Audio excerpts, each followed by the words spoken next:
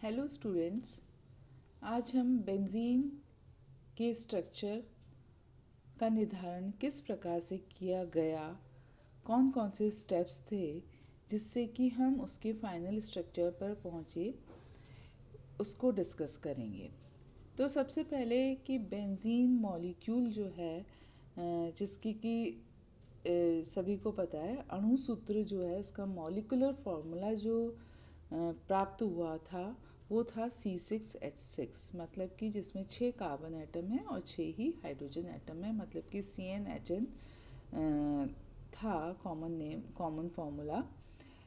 उसका जो नेचर था, प्रकृति थी हाइड्रोकार्बन की, वो इस मॉलिकुलर फॉर्मूले से स्पष्ट होता है कि यदि ये संतृप्त हाइड्रोकार्बन होता, सैचुरेटेड होता, जैसा कि एल्कीन्स होते हैं जिसमें कि मॉलिकुलर फॉर्मूला होता है CnH2n+2। तो यदि ये स्थिति नहीं है और इसमें हाइड्रोजन परमाणु की संख्या कम है, कितनी कम है? यदि वो CnH2n+2 के हिसाब से होता तो कार्बन एटम C6H14 जो है वो उसका मॉलिकुलर फॉर्मूला होता सैचुरेटेड हाइड्रोकार्बन यदि होता तो, परंतु इसका मॉलिकुलर फॉर्मूला है C6H6। इसका मतलब कि इसमें 8 हाइड्रोजन जो हैं वो कम हैं। 8 हाइड्रोजन कम है, इसका मतलब कि ये एक अनसैचुरेटेड अणु है, बहुत ज़्यादा इसमें असंतृप्तता है।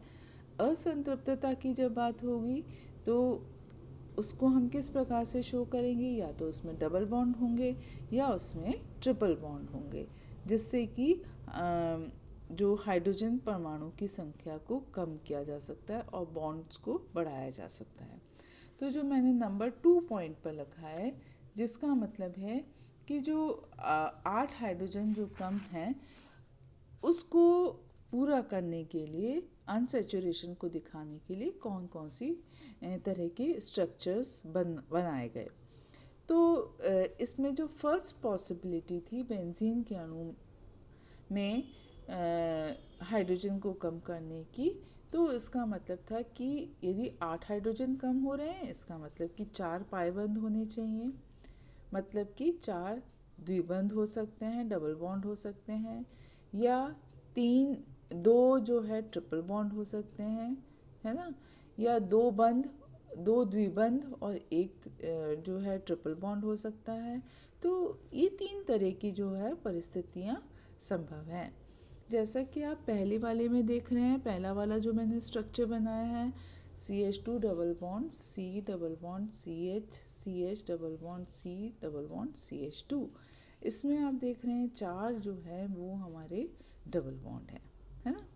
तो अब इसका जो molecular formula it is same as that of the जो बेंजीन है, मतलब कि C6H6 आ रहा है।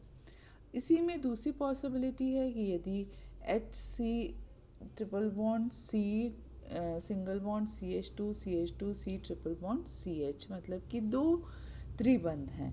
तो 2 त्रिबंध होने से जो है आपका मॉलिकुलर फॉर्मूला हमें बेंजीन वाला ही प्राप्त हो जाता है और सारे कार्बन एटम सेटिस्फाई हो जाते हैं। तीसरा है जिसमें कि CH2 double bond CH, C triple bond CH double bond CH2, जिसमें कि आपका त्रिबंध भी है और द्विबंध भी है।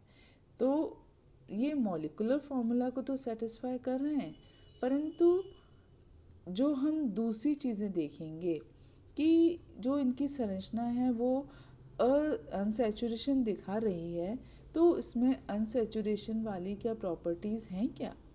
तो वो हम किससे क्लैरिफाई करेंगे कि यदि जो है अनसैचुरेशन होता तो ये ब्रोमीन वाटर और जो एल्कलाइन के एमिनोफोर है उसको वो रंगीन करते, है ना।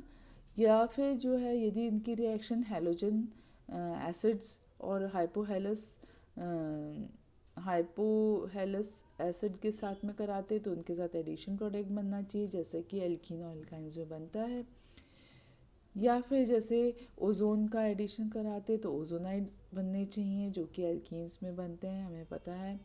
परंतु ये देखा गया कि जब बेंजीन की रिएक्शन ब्रोमीन से कराई, ब्रोमीन वाटर से कराई या एल्कलाइन KMnO4 से करवाई, तो जो पिंक कलर था या जो मतलब अप्रभावी रहा, मतलब कि कोई भी रिएक्शन नहीं हुई। इसका मतलब कि उसमें इस प्रकार के डबल बॉन्ड और ट्रिपल बॉन्ड नहीं है जो कि अनसेचुरेशन में हमने एल्कीन और एल्काइन में देखते हैं। दूसरा जो है हेलोजन एसिड से रिएक्शन कराई तो भी इनके साथ रिएक्शन नहीं हुई। तीसरा ये देखा गया कि यदि योगात्मक उत्पाद यदि एल्कीन और एल्काइन में दिखते हैं तो वो यहाँ नहीं होकर यहाँ सब्स्टिट्यूशन रिएक्शंस जो हैं वो हेलोजन के साथ में देखी गई हैं। इसी प्रकार से जो ओजोन के साथ जो एडिशन होता है वो 3 अणुओं के साथ में होता है और वो भी हम अभी आगे डिस्कस करेंगे। तो इस प्रकार से जो है इनमें एल्कीन एल्काइन की जो प्रॉपर्टीज़ थी वो नहीं देखी गई। इसका मतलब कि जो स्ट्रक्चर है वो ओपन नहीं होकर क्लोज है या साइक्लिक स्ट्रक्चर है। इसको जो है और आगे क्लियर किया गया कि जैसा कि आप देख रहे हैं कि मैंने साइक्लिक स्ट्रक्चर में आप देखेंगे कि हमारा जो मॉलिक्यूलर फार्मूला है वो बोल रहा है CnH2n का, जो कि संतृप्त तो नहीं है, परंतु ये जो साइक्लिक यौगिक होते हैं यदि वो संतृप्त हाइड्रोकार्बन होते हैं तो उनका मॉलिक्यूलर फार्मूला होता है CnH2n। तो परंतु हमारा जो मॉलिक्यूलर फार्मूला है वो C6H6 है। तो उस आधार पर भी 6 हाइड्रोजन अभी इसमें कम है। तो इसका मतलब कि इसमें 3 द्विबंध होने चाहिए। और जो ओजोन का एडिशन हो रहा है या हाइड्रोजन का एडिशन होता है तो वो भी यही बताता है कि इसमें 3 डबल बॉन्ड उपस्थित हैं। तो मैंने कुछ स्ट्रक्चर अभी इसमें शो नहीं कर रखे हैं, परंतु आप देखेंगे कि इसके कई तरीके के स्ट्रक्चर हो सकते हैं जिसमें कि 3 डबल बॉन्ड उपस्थित हैं। परंतु फाइनली जो साइंटिस्ट हैं वो इस पर आकर उनका निष्कर्ष निकला कि जो बेंजीन का स्ट्रक्चर है जो मैंने बना रखा है 2, जिसमें कि डबल बॉन्ड की स्थिति जो है वो बदल रही है बस केवल, तो वही फाइनल इसमें स्ट्रक्चर है, क्योंकि वो बहुत सारे जो उसकी प्रॉपर्टीज़ थी उसको वो सिद्ध कर रहा था, जस्टिफाई कर रहा था। तो इस आधार पर इन 2 स्ट्रक्चर्स के ऊपर वैज्ञानिकों ने जो है अपने आप को कंसंट्रेट करा। फिर क्या देखा कि जो बेंजीन है, यदि बेंजीन मोनो सब्स्टिट्यूटेड कंपाउंड बनाता है तो वो एक ही प्रकार का कंपाउंड बनाता है। तो इसका मतलब कि इन दोनों स्ट्रक्चर से हमें एक ही तरह का मोनो सब्स्टिट्यूटेड प्रोडक्ट ही केवल प्राप्त हो रहा है।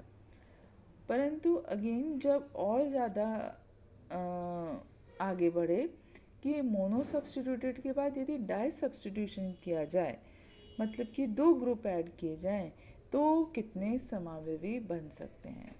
तो ये देखा गया कि यदि बेंजीन के यदि 6 हाइड्रोजन परमाणु एकदम समान हैं तो ऐसी स्थिति में जो डाई सब्स्टिट्यूटेड प्रोडक्ट बन रहा है वो हमें 5 और वो हमें जो है 7 और 8 स्ट्रक्चर को बताता तो है, परंतु वो किसी एक को कंफर्म नहीं करता है। तो ये देखा गया कि यदि बेंजीन के डाई सब्स्टिट्यूटेड प्रोडक्ट यदि 3 प्रकार के प्राप्त हो रहे हैं तो ऐसी स्थिति में जो है केवल एक ही स्ट्रक्चर से वो प्राप्त नहीं हो सकते हैं। तो जो हमारी जो दोनों स्ट्रक्चर हैं वो समान रूप से भागीदार हैं, समान रूप से वो पार्टिसिपेट कर रहे हैं। तो फाइनली जो है फ्रेडरिच ऑगस्ट केकुले ने 1865 में सबसे पहले जो बेंजीन की संरचना दी वो इस प्रकार से दी जिसमें कि दोनों बेंजीन के दोनों स्ट्रक्चर जो है वो भाग ले रहे हैं और इन स्ट्रक्चर्स को कैकुले स्ट्रक्चर्स कहा गया और आज भी इस स्ट्रक्चर्स को मान्यता दी गई है। नेक्स्ट जो है इसके प्रमाण भी उपलब्ध हैं, एविडेंस भी हैं इन फेवर ऑफ कैकुलेस स्ट्रक्चर, जिसमें कि सबसे पहला है कि बेंजीन की यदि ओजोन के साथ में रिएक्शन कराई जाती है तो आपके 3 तरीके के ओजोनाइट तीन जो ओजोन के मॉलिक्यूल हैं वो डबल बॉन्ड के ऊपर अटैच्ड होते हैं और ऐसी स्थिति में हाइड्रोजन परऑक्साइड से जब रिएक्शन कराई जाती है तो हमें 3 मॉलिक्यूल ग्लाइऑक्सिल के प्राप्त होते हैं। इसका मतलब कि जो बेंजीन है उसमें जो 3 डबल बॉन्ड हैं वो सिद्ध हो रहे हैं ओजोन के एडिशन से।